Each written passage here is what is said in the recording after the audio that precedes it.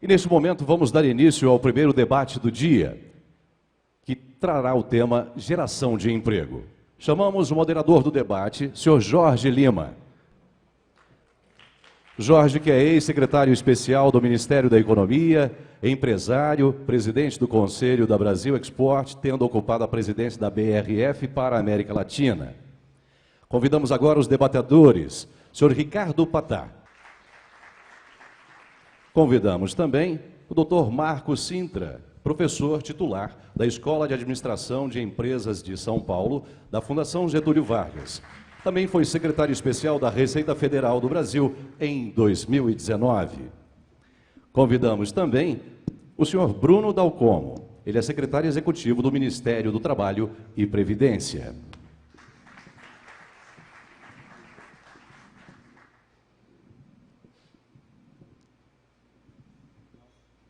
Neste momento, eu gostaria de passar o comando deste painel para o senhor Jorge Lima. Bem, bom dia a todos.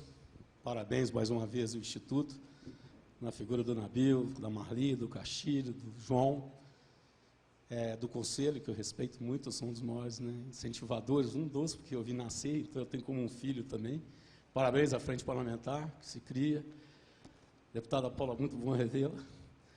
E hoje nós vamos fazer uma conversa justamente sobre geração de empregos. Mas para situar um pouco e passar a palavra para três grandes especialistas, a gente vai ter a oportunidade de ter um dos maiores economistas que eu respeito, Marcos Sintra. Temos uma das pessoas que tem a maior visão do trabalhador, que é o Ricardo Patá, e um dos maiores talentos com quem eu tive a oportunidade de trabalhar em paralelo no Ministério, que é o Bruno Dalcomo. Esse cara é fora da curva. É uma joia rara dentro do governo. Então, eu acho que vai ser muito rico, mas situando, quando a gente fala em geração de empregos, talvez nós nos percamos muito na questão de várias frentes. Óbvio, qualquer geração de emprego num país que você tem 33 milhões com carteira assinada, com 70% abaixo de 5 salários, 50 milhões na informalidade e 10 milhões aparecendo agora na invisibilidade, que é esse pessoal que foi morar na rua em decorrência da pandemia, é assustador. Então não tem outro assunto que não deveria ser prioridade desse país, a geração de emprego. E dentro desse contexto, vai passar por crédito, vai passar por formação, porém, existe um tema que é a desoneração da folha, que é, tanto para emprego como para competitividade, é inaceitável continuar nesse mesmo caminho que nós estamos. De 1,7 até 2,7. Quanto maior a empresa, já tive empresas que eu fui presidente, que custava 2,7, porque você dá benefício para não dar salário, é a forma que você tem de não pagar mais imposto. Então, você dá benefício. Algumas empresas chegam a 2,7. Nesse contexto, eu queria escutar três especialistas, eu vou começar com o professor Marcos, um grande defensor, mas, tecnicamente, importância da desoneração no sentido da palavra. Bom, antes de mais nada, eu gostaria de endossar grande parte das palavras que foram ditas aqui pelos deputados, pelo próprio Nabil, e dizer que a questão de emprego é uma questão muito profunda, ela mexe em toda a sociedade, porque ela advém não apenas de uma situação conjuntural, mas situações também estruturais. Nós vivemos hoje um mundo digital, nós não vivemos mais um mundo analógico, a relação de trabalho está mudando no mundo inteiro. E isso cria problemas de adaptação bastante sérios, inclusive na questão da capacitação. Esse é um problema. Esse é um problema que está perturbando o mundo inteiro. O treinamento da mão de obra é fundamental para que a nossa força de trabalho se ajuste às novas circunstâncias de produção, mas não é o principal. A capacidade do brasileiro de aprender, de se ajustar a novas tecnologias é muito grande. Isso é sabido desde o momento do processo de substituição de importações, que é sabido que o brasileiro se adapta muito rapidamente a novas formas de trabalho e a capacitação. Agora, nós temos um elemento que realmente impede, trava a geração de emprego no Brasil, que é o custo da mão de obra. Simplesmente isso. Então, se tem um custo elevado e uma produtividade baixa, o país perde competitividade. A tributação sobre salários no Brasil é uma das mais nocivas formas de financiamento do Estado no país. Você falou em 30 milhões de trabalhadores com carteira assinada. Por outro lado, nós temos mais de 40 milhões entre desempregados, subempregados, economia informal. São pessoas que estão fora do sistema tributário, do sistema econômico. E o que acontece?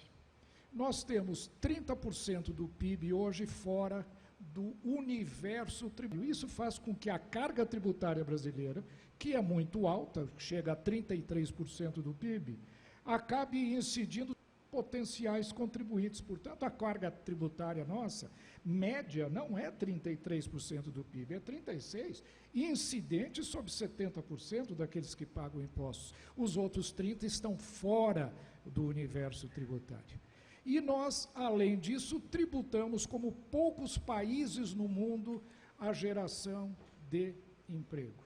É 20% a contribuição patronal, mais contribuição do empregado, que chega, não raro, a 11%, para a geração de posto de trabalho. Então, a questão tributária é fundamental. Muitos dizem, não, mas a experiência de desonerar os 17 setores, é comum se ouvir economistas dizendo isso. Estudos econométricos mostraram que não resultaram em manutenção e ampliação de emprego. Isso é uma falácia. Em primeiro lugar, porque ela foi aplicada especificamente e não na economia como um todo. O resultado é muito diferente se a desoneração incidisse sobre toda a folha de salários no país. Outro elemento fundamental que nós precisamos, não na folha de trabalho do Brasil, em realidade, somando as contribuições previdenciárias, impostos e mais, uma série de diferimentos de salários, alguns são benefícios salariais, não tem salariais, mas isso faz com que cada pessoa empregada custe o dobro. É que para cada pessoa empregada, o sistema, a estrutura do sistema gera um desempregado, porque com aquele valor eu poderia ter dois e só emprego um. Então, vejam, trabalhar naquele país, se quiser resolver o problema de crescimento, distribuição de renda, equidade, que é um problema que está hoje afetando o mundo inteiro, nós precisamos urgentemente desonerar folha de trabalho. A grande pergunta é como desonerar a folha de trabalho, que é uma outra questão que a gente pode depois discutir. Mas existe, me parece, uma unanimidade hoje nesse desiderato de reduzir o custo do trabalho no Brasil. E mais um elemento fundamental. Se desonera todas as ações brasileiras, mas não se desonera custo da folha de trabalho. Ele não é desonerado. E como nós temos uma das incidências mais altas no mundo, se desonera algum tributo de um lado, ICMS, apesar de todas as dificuldades, IPI, o PIS social, etc., o PIS/COFINS, no entanto, da folha de trabalho, que é extremamente elevado no Brasil. Portanto, nós perdemos competitividade também, não só internamente, como no mercado externo. Portanto, eu acho que o tema desse seminário é fundamental, não só para o bem-estar da sociedade, para uma boa distribuição, para a harmonia dos vários setores da economia, mas, sobretudo, e principalmente também para o desenvolvimento e crescimento econômico nacional. Ok. Bruno, grande parceiro, grande visão. Também queria um pouco a sua visão, mas também pelo lado executivo, que às vezes a gente sente muita... que não é uma unanimidade ainda dentro do executivo a questão da desoneração da folha. Eu sei que você é um grande lutador. Eu queria que você desse esse panorama de como é que você está enxergando a parte de geração de emprego, que vocês estão fazendo muitas revisões, mas também acoplada à desoneração. Como é que você imagina que a gente possa caminhar e tornar isso uma prioridade zero do governo?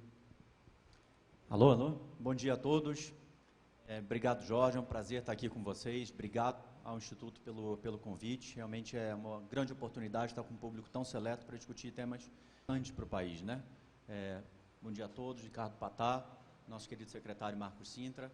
Já tem algum tempo que eu venho dizendo, né, nos momentos ainda mais graves da pandemia, que uma vez superado o problema da pandemia, o assunto mais importante para o país seria trabalho, emprego e renda. E, obviamente, esses são fatores que são determinados pelo nível de investimento da economia, da confiança do empresariado, então as coisas todas terminam se somando para a importância desse evento, os assuntos que estão sendo tratados aqui, como muito bem foi comentado pelo deputado Marco Betaioli, pelos demais deputados também presentes na casa, que são muito batalhadores dessa nossa agenda, né? Só para a gente colocar um pouquinho no cenário o que foi produzido nos últimos 3 anos e meio, e aí chegar na pergunta final do Jorge. Primeiro, né, houve um processo muito forte de recuperação do que era o antigo Ministério do Trabalho, que havia se tornado não apenas, né, um frequentador assíduo das páginas policiais do país, mas também havia se tornado um grande cartório, né? Então, nossa primeira entrega, ainda no ano de 2009, foi a digitalização de todos os serviços do antigo Ministério do Trabalho, a entrega, né, à sociedade brasileira, aos cidadãos brasileiros, aos trabalhadores brasileiros da Carteira Digital do Trabalho. É uma experiência de extremo sucesso, né? A Carteira Digital do Trabalho tem mais de 40 milhões de CPFs, né, são mais de 700 milhões de acessos. É o aplicativo .gov mais acessado no Brasil, e eu não tenho dúvida que é um dos mais do mundo, se não for o maior do mundo, né? Essa foi uma iniciativa que já ganhou uma série de prêmios, tanto no Brasil quanto fora, e que teve já, digamos, filhos, digamos assim, né? O seguro-desemprego hoje em dia no Brasil, ele também é 100% digital, ou seja, o trabalhador entra no aplicativo da sua carteira, né, e faz a solicitação quando ele precisa, recebe também o seu valor de seguro-desemprego automaticamente, sem precisar ir numa superintendência, pegar uma fila, como acontecia. Parece uma coisa antiga, né? Parece que é anos 80 que eu estou falando. Não, há 3 anos atrás as pessoas pegavam uma senha e ficavam numa fila na frente de uma superintendência para fazer essas solicitações, ou mesmo, né, aquelas imagens que a gente no interior do Brasil, as pessoas numa fila à noite dormindo, porque abriu uma indústria próximo e as pessoas não tinham uma carteira de trabalho. Isso acabou, né? Essas acho que foram coisas importantes já no ano de 2019. Para além disso, a gente caminhou com muita determinação, né, então, sob orientação do ministro Paulo Guedes, do ministro Rogério Marinho, depois do Bruno Bianco, na agenda de simplificação, desburocratização e melhoria do... Eu brinco que o ser humano chegou trabalha com nanotecnologia, chegou à Lua, mas o microfone nunca funciona, é um negócio impressionante. Mas vamos lá. Agenda de ambiente de negócios, né? O cenário que a gente encontrou era de absoluto cipoal regulatório, como foi mencionado pelo deputado Bertaioli, que todos nós conhecemos. Nosso objetivo foi simplesmente atacar esse problema de frente, né? E só para mencionar algumas entregas, né? Nosso famoso E-Social, que o secretário Marco Sintra, né, conhece muito bem, foi uma das entregas, né? Ele foi simplificado de maneira bastante agressiva, de modo a reduzir o tempo de processamento da folha de pagamento em quase 50%. Isso eu acho que é melhoria do ambiente de negócios na veia. Processo de revisão das famosas normas regulamentadoras de saúde e segurança no trabalho. Disseram para a gente que a gente nunca ia conseguir fazer. Nossa resposta para isso foi: qual é a mais difícil? Começamos pela NR12, máquinas e equipamentos. Desde então, as mais importantes, já nós terminaremos a revisão de absolutamente todas elas. E só para a gente ter uma ideia do impacto, né, isso já retornou para o empresariado, para o caixa das empresas, para investimento, para gerar mais emprego, cerca de 220 bilhões de reais. É algo realmente bastante vultuoso. E em outubro do ano passado, nós entregamos a consolidação normativa de 100% infralegal. Ou seja, todos os decretos, portarias, instruções normativas, notas técnicas, manuais, ofícios, tudo. O número era de mais de 2.000 documentos, tá? Eles foram consolidados, simplificados e modernizados em 15 instrumentos, incluem os normativos internos nossos. Então, efetivamente, para o setor privado, a gente está falando de cerca de 7 normativos, né? Então, é de 2.000 normativos para cerca de 7 normativos, aí a segurança jurídica realmente na veia. No ano passado, nos 2 últimos anos, né, nós tivemos uma agenda muito importante de preservação de empregos, né? Todos conhecem o benefício emergencial de manutenção do emprego da renda, 10 milhões de empregos foram salvos, e nós agora lançamos, né, nas últimas semanas, o programa Renda e Oportunidade. A primeiro eixo, né, com 4 grandes entregas, envolvendo microcrédito, liberação de FGTS, entregando cerca de 165 bilhões de reais para a economia. As outras duas tranches, né, envolvendo modernização do trabalho remoto, proteção ao emprego em questões de calamidade, também já foram entregues pelo presidente da República e pelo ministro Onix, ainda que estava conosco ainda, antes de voltar para a Câmara dos Deputados. E o próprio ministro Onix já anunciou o próximo eixo, que é a de formalização do trabalho rural, super importante para os produtores, para a preservação, né, da capacidade produtiva dos produtores. E também um tema super importante hoje em dia, que é a questão dos aplicativos, formalização e inclusão previdenciária dos trabalhadores de aplicativos. Há outros eixos, mas eu não estou habilitado ainda a compartilhar com vocês. Longa história, agora resumindo, né, para a questão do Jorge, eu acho que foram muitas entregas até agora, mas eu não tenho dúvida alguma que uma série de idiosincrasias permanecem no mercado de trabalho. Estamos com números praticamente recordes em sob todos os prismas, né? Então nós temos aí cerca de 41 milhões, né, de estoque de empregos no país, cerca de 34 seletistas por sangue, né, como mencionou o Marcos. Para além disso, né, já são 3 milhões e meio de empregos de saldo, né, gerados durante o início do governo Bolsonaro, durante o governo Bolsonaro, desde 1º de janeiro de 2019, mas não há dúvidas de que se nós não avançarmos em uma agenda de novos contratos de trabalho e de desoneração da folha de pagamentos, nós não atingiremos o coração da informalidade no país, que permanece em cerca de 40%, né? Já foi superior a isso, mas continua bastante alto, e aí eu não posso falar melhor do que o Marcos comentou até agora há pouco. A desoneração dos 17 setores eu entendo que foi importante, mas seguramente ela não significa uma desoneração da folha de pagamentos. Ela é apenas uma forma de tornar mais barato e mais simples uma oneração da folha de pagamentos. Porque a gente precisa de uma real desoneração da folha para que a gente possa reduzir drasticamente a informalidade no país e assim fazer inclusão previdenciária e trabalhista, né, desses mais de 40 milhões de trabalhadores. Importante, já que o deputado Bertaioli mencionou agora há pouco, a aproximação do empresariado com o legislativo, né? Os deputados e senadores dos estados, principalmente do Norte, do Nordeste, mas também do meu Rio de Janeiro e de outros estados, precisam olhar para os números do próprio estado, defender a organização trabalhista da forma como ela está hoje em dia. Talvez faça sentido para Santa Catarina, para o Rio Grande do Sul, onde a formalidade é de cerca de 70%, mas talvez não faça o mesmo sentido para estados como Maranhão, como Piauí, como Amazonas, que a coisa é inversa, então há uma informalidade da ordem de 70%. Sem dúvidas, uma desoneração de todos os setores de maneira permanente, dando previsibilidade para o empresariado, contribuiria para mudar esse cenário que é tão delicado, né? Desculpe se me alonguei. Não, foi ótimo. Obrigado por tudo. Obrigado. Ricardo, você dá a visão que nós precisamos, que é justamente a visão do trabalhador. Às vezes há muita dicotomia quando se fala em desoneração. Então, eu tinha duas perguntas para você. Primeiro, como você, olhando aqui é mais um movimento empresarial, como é que você está vendo todo esse movimento, 18 milhões de empregados, e a visão da desoneração do lado deles? Bom dia. Eu quero antes cumprimentar as empresárias, as empreendedoras. Uma salva de palmas para as mulheres empreendedoras. São elas que vão nos salvar.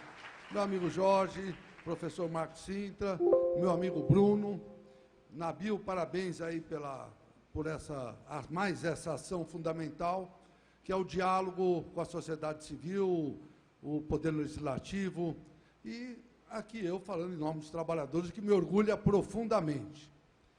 O cenário do Brasil é muito complexo ainda, não é? Infelizmente, a pandemia, o desemprego, o desalento, a fome. Mas o que às vezes me preocupa, eu vejo nessa sala, e conheço muitos que aqui estão, empreendedores, que começaram lá embaixo e hoje estão lá no seu avião, merecidamente. E eu falo isso com orgulho. O Brasil é um país rico, não é? Quem viaja pelo Brasil vê aqueles campos maravilhosos. O Brasil é extraordinário. O Brasil tem aí o agronegócio, os minérios, mas o que ele tem de melhor é o povo. O povo brasileiro é extraordinário. Mas não consigo compreender, com todas essas características fundamentais, como que o Brasil está na distribuição de renda lá embaixo, no ambiente de negócio, como foi dito pelo meu amigo Bertaioli, lá embaixo. Patentes não existe em relação a outros países. O que está faltando se nós temos aqui uma inteligência superior, e temos mesmo, sem querer tripudiar? Temos pessoas como o nosso professor e o próprio Bruno, às vezes a gente debate muito, mas ele é um jovem realmente extraordinário. Como não conseguimos mudar o nosso país?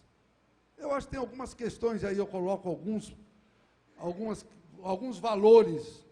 Na distribuição de renda, como uma das piores, o salário mínimo, a meu ver, é uma política necessária. Nós, infelizmente, acabamos com a política do salário mínimo. É um dos instrumentos de tentar capilarizar um pouco dos recursos para os milhões de brasileiros. Haja vista, na questão da pandemia, o governo agiu bem, quando colocou R$600, e foi aquilo que salvou o Brasil de cair mais. O Brasil ia cair 9%, caiu 4,3%, graças ao auxílio emergencial. Para mim, eu gosto muito de observar, fora, eu tenho como um grande líder, tem muitos brasileiros também, mas eu gosto muito do Franklin Roosevelt. Muitos aqui devem ter lido a história dele. 4 vezes eleito presidente da República. É do Partido Democrata, tudo bem, mas lá democrata e republicano são um capitalismo selvagem, não tem diferença. Mas ele teve o olhar social. É o que falta no Brasil, é o olhar social. Por mais que nós tenhamos uma agenda liberal, foi eleito de forma democrática, mas não se pode esquecer de observar as questões sociais. O exemplo foi a distribuição de R$600. Então, nós temos que ter a mínima. Nós temos, não pode dar dinheiro, não é assim, não é assado, mas nós não podemos deixar o povo morrendo de fome. O povo morrendo de fome não consome. E daqui a pouco vai roubar no supermercado, porque é necessidade. Falta esse olhar social. Liberal não significa máquina. Liberal é uma forma de se governar, de valorizar mercado, valorizar o capital, mas não pode esquecer o trabalhador, não pode esquecer o social.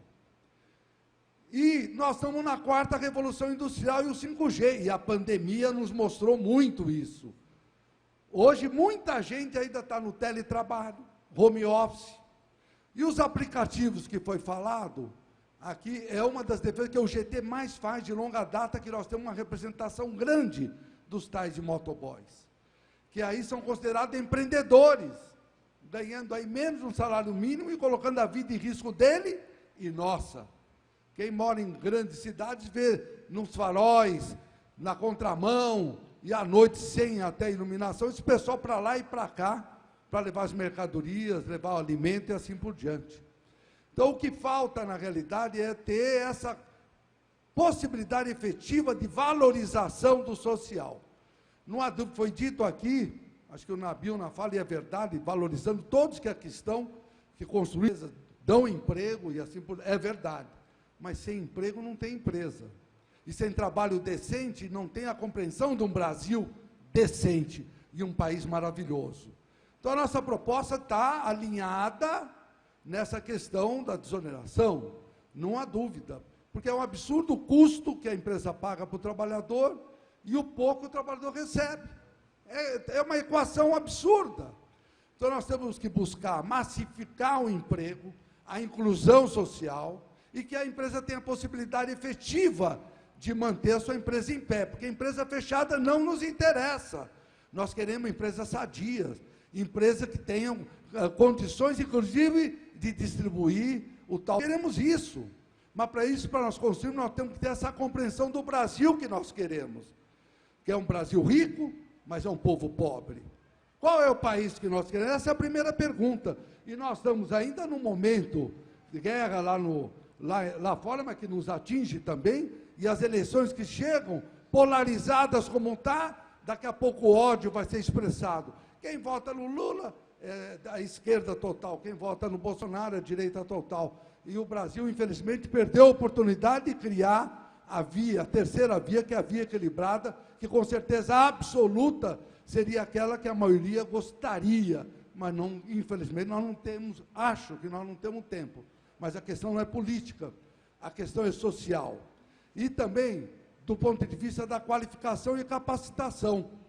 Eu quero convidar todos que aqui estão a participar do primeiro mutirão de emprego nacional que o GT vai fazer. Você viu os nossos mutirões em São Paulo. É o primeiro nacional, várias empresas, inclusive o Carrefour, que não está aqui, eu quero que o Edson, o Flávio Rocha, que é a Riachuelo, participe do mutirão, que tem empresa em todo o Brasil, porque é fundamental, se conseguir 10, 50 mil, não importa, perto dos milhões, é pouco, mas é uma demonstração de solidariedade, empresa, trabalhadores, que nós queremos inclusão social. Nós não queremos social que ainda tem, discriminação para com a mulher, nós queremos um país cidadão.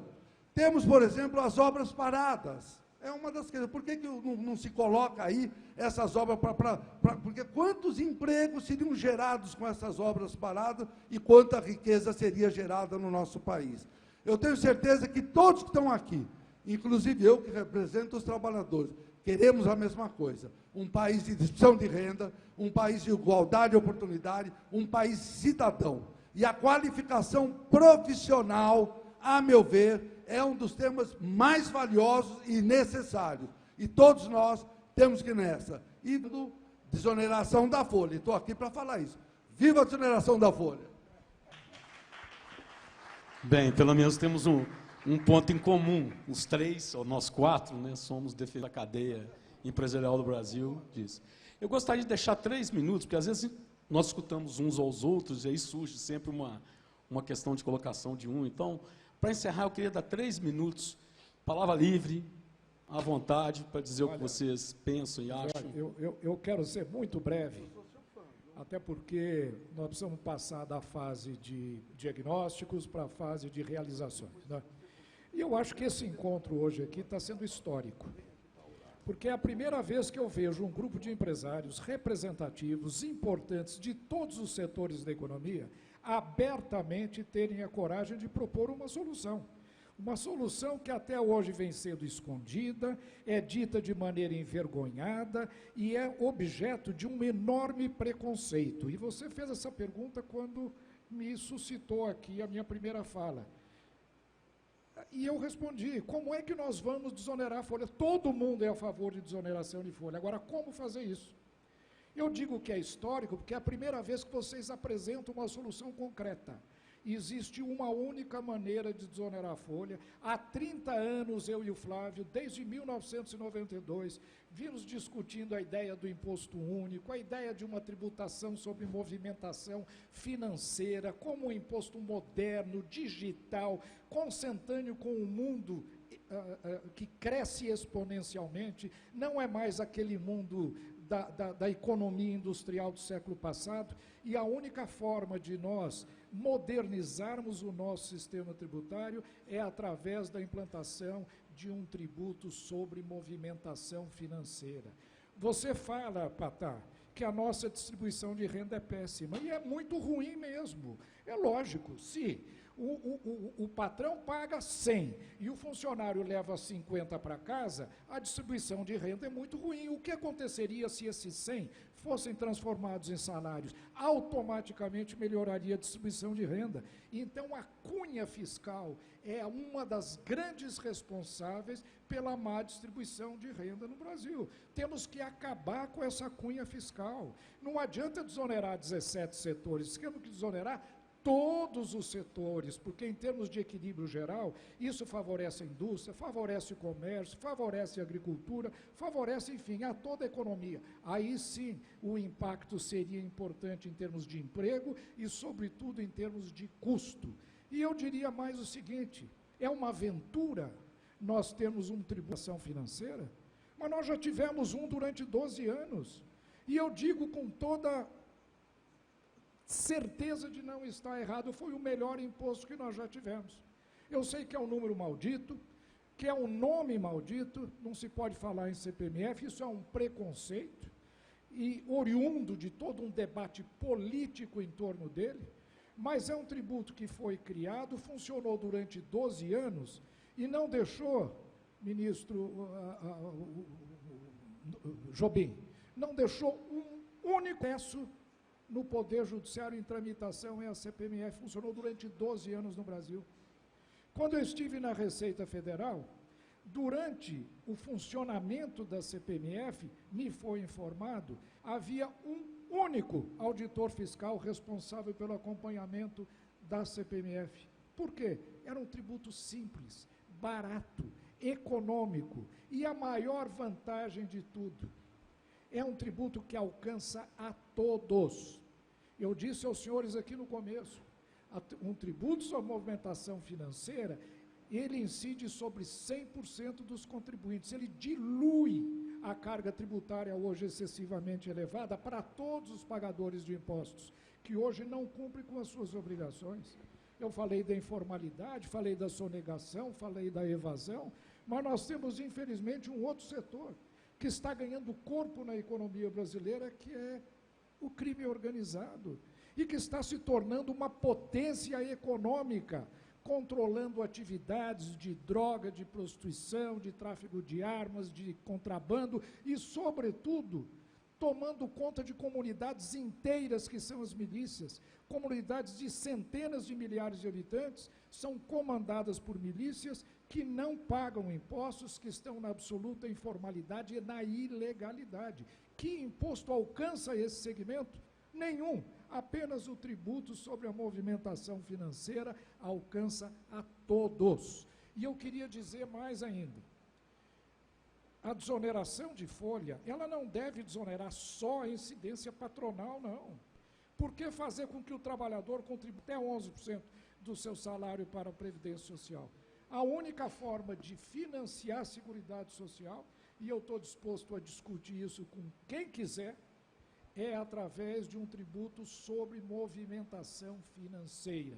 E é por isso que eu digo, quero parabenizar o Nabil, ao Instituto Unidos Brasil, pela primeira vez, um grupo deste naipe de chamar para a briga quem é contra e quem se manifesta preconceituosamente contra o tributo sobre movimentação financeira.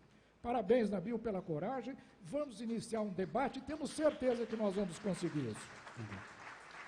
Bruno, suas considerações finais, 3 minutos, por favor. Vamos lá, compartilhar algumas impressões. Eu acho que o primeiro ganho deste evento, e algo para ser expandido para a sociedade como um todo, é a inserção definitiva da importância, né, do consenso, digamos assim, da desoneração da folha de pagamentos na agenda de prioridades, né, tanto do Executivo quanto do Legislativo. Acho que isso já é uma entrega enorme, né, e essa é a parte que eu acho que todos concordamos. Obviamente que aí a gente chega na parte do como é super delicada, né? Eu não vou nem entrar, envolve competências de outro ministério, né? O Marco Sintra, né, é um tremendo defensor de uma dessas alternativas, que já foi inclusive comentado pelo ministro Paulo Guedes em outros momentos, né? E acho que é importante se aventar quais são as alternativas, mas mais importante do que isso é neste momento, né, ainda mais é um momento, um ano eleitoral, né, um ano em que a agenda legislativa ela é mais curta, né? Então, se nós conseguirmos criar, né, essa massa, esse consenso, né, de que a desoneração da folha de pagamentos ela é importante e deve figurar no topo das agendas, né, do Executivo e do Legislativo, eu acho que já é uma tremenda entrega para esse ano. E se nós pudermos também avançar com as alternativas, para que a partir do dia 2 de janeiro possa ser entregue, eventualmente, para o Legislativo, né, uma ou outra alternativa, acho que é uma enorme entrega. Agora, nós também precisamos ser realistas, né? É lógico que para poder dar a importância, né, da agenda de folha de pagamento, a gente fala, né, do 1,6, tem gente que fala de duas vezes, né, de cada real que se paga, é R$1 a mais, né, que não chega na mão do trabalhador. É super importante aproximar esses dois números, mas nesse valor de 1,6 ou de 2 vezes, existem temas que não estão em discussão, eu entendo, na sociedade brasileira. E aí a gente está falando de FGTS, de 13º, de férias, essas coisas que todos nós entendemos, né? Acho que na sociedade brasileira se entende como ganhos sociais que não estão em debate. Dito isso, a parte previdenciária é absolutamente fundamental e acho que ela pode ser auferida ou arrecadada por alguma outra estratégia mais inteligente, com impactos bastante claros do ponto de vista de geração de emprego, de formalização do trabalho, porque a gente fala muitas vezes, né, de geração de emprego, mas muitas vezes a geração de emprego depende de desenvolvimento, né, de novas plantas, de tecnologia, de aplicação, no Brasil, que simplesmente não é formalizado, ele está dentro da empresa. Pode ser uma pequena empresa, pode ser, né, uma empresa dentro do Saara, lá no Rio de Janeiro. Esse cara pode ser formalizado com um sistema mais simples de cumprimento e, obviamente, mais barato. Eu disse que não ia entrar nas soluções, mas talvez uma ideia, né, para que a gente possa trabalhar ao longo dos próximos meses talvez dar o passo completo para a desoneração absoluta e completa da folha de pagamento seja algo ambicioso, né, num primeiro momento. Mas talvez organizar essa desoneração por públicos mais vulneráveis e que tem o que o Marcos comentou agora há pouco, ou seja, o problema da produtividade muito mais acentuado, que são os jovens, por exemplo, talvez seja uma forma de se testar o impacto da desoneração, gerar os empregos para essa faixa, né, da população brasileira que sofre tanto com o desemprego, ou seja, o desemprego é 3 vezes maior entre os jovens do que no resto da população, e a partir daí, de repente, expandir para o resto da população brasileira numa desoneração permanente e completa da folha de pagamentos. Obrigado pelo convite. Ricardo, 3 minutos para suas considerações, por favor.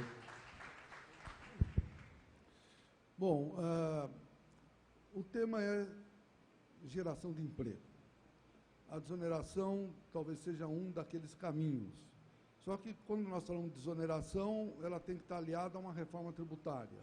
Não essa que estavam tentando construir e aprovar, que é muito complexo.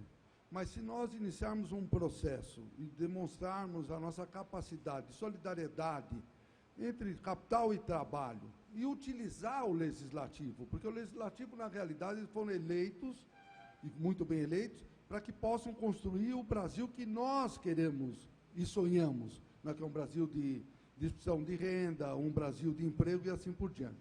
A tarefa é árdua, não há dúvida, mas ela não fica simples, fala, vamos desonerar a folha, e acabou como ocorreu com os 17 setores, e a UGT foi protagonista, ajudou muito com manifestações, para que nós pudéssemos conseguir mais 2 anos. Mas aí está aí os outros setores. Está certo, os outros setores também tem que estar, mas para estar, tem que ter a construção dessa reforma tributária, que muitas vezes passa pela questão que o professor comentou, mas ele não comentou com muita ênfase, porque às vezes até a gente não pode falar tanto da tal da CPMF, assim, por imposto único. Se a gente colocar em votação aqui, eu acho que o imposto único passa, hein? Eu não vou fazer isso, mas acho que passa. Mas, talvez, não sei, olha, passa. Mas nós precisamos realmente ter a coragem de... Nós queremos esse imposto único, como vai ser desenhado, porque falar em desoneração da folha, sem que haja uma contrapartida, não existe, pessoal. Todos aqui que estão sabem. Porque se conseguiu para 17 setores, foi na marra, na luta, todo mundo acompanhou, para todos os demais setores, toda a economia, simplesmente desonerar, sem que haja uma contrapartida, não existe isso. Então, essa resposta nós não demos aqui. Então, mas eu estou sugerindo algumas questões. Eu falei política do salário mínimo. Pode ter uma pressão empresarial, porque só os trabalhadores falam, vamos ter uma política do salário mínimo, nós não conseguimos. Mas se todos aqui têm que ter uma política do salário mínimo, para que inicie um processo daqueles que estão lá na vulnerabilidade, tenham condições efetivas de se sustentar e consumir, aí muda. Nós já vamos acabar. Porque era importante, viu, Jorge, é importante que a gente tenha essa consciência. Se a gente pudesse, viu, Nabil, se aqui o Instituto pudesse defender uma política do salário mínimo, entre outras questões, e não só na desoneração, que nós estamos juntos, e a qualificação profissional, principalmente diante de tudo que está ocorrendo na revolução tecnológica e digital. São essas considerações, e mais uma vez, Nabil, eu agradeço muito, segunda vez que você me convida, eu gosto muito de estar aqui com esse povo, construir o Brasil é a palavra. Gente, Agora temos que encerrar. Não podia deixar de fazer essa observação. Eu acho que o Patá, muito corretamente, disse que tem que haver uma contrapartida da desoneração de folha e tudo mais. A grande diferença da desoneração dos 17 setores é que ela é um gasto tributário. Ela simplesmente foi desonerada sem compensação em termos de arrecadação extra, ou seja, houve um gasto tributário. O que nós estamos propondo aqui é uma substituição tributária. Não vai haver perda de arrecadação, os mesmos valores serão arrecadados, desde que o financiamento da Previdência seja feito com um tributo sobre movimentação financeira. Desonera a folha de salários, aumenta a produtividade, melhora a distribuição de renda e, ao mesmo tempo, garante melhor estabilidade para a arrecadação, porque o mundo digital está destruindo a base de financiamento da Previdência Social. Temos que encerrar. Está muito bom, mas temos que encerrar em respeito aos outros painéis. Obrigado, Bruno. Obrigado, Ricardo. Obrigado, Marcos Sintra. Obrigado, Instituto. Eu só digo o seguinte, para encerrar também, eu só diria para vocês o seguinte, a minha experiência de vida, do que eu fiz, da minha carreira, não existe um país do mundo que eu conheça, eu operei em 110 países, que a economia de Estado, que não existe uma economia de Estado e não de governo. Então, quanto mais empresários a gente conseguir trazer para o Instituto do Acre ao Chuí, é que nós vamos fortalecer essa base de mudança. E aos deputados e senadores, eu peço a Deus que os proteja, para que a gente possa ter a mesma frente parlamentar forte para o próximo ano. Muito obrigado. Obrigado, Jorge Lima, e parabéns pela condução desse painel. Um painel que realmente demanda